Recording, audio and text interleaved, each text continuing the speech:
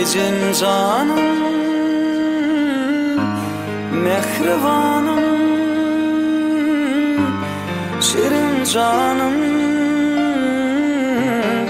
canker.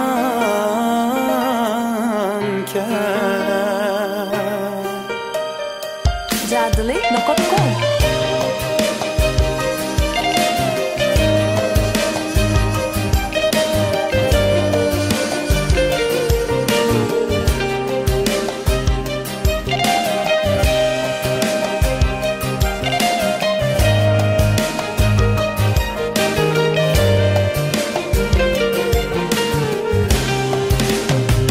Ömrümün bedeği, dünyanın nuru sen. Aksidin horma, başımın gece sen. Bağlan diyen sözüm, hudülüm feci sen.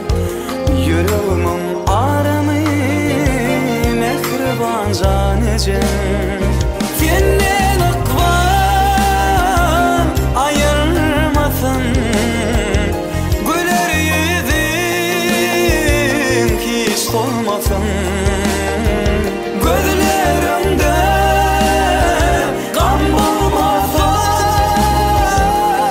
dünyada yereler ağlamasın. Jadli.com. Ecim canım, mehribanım,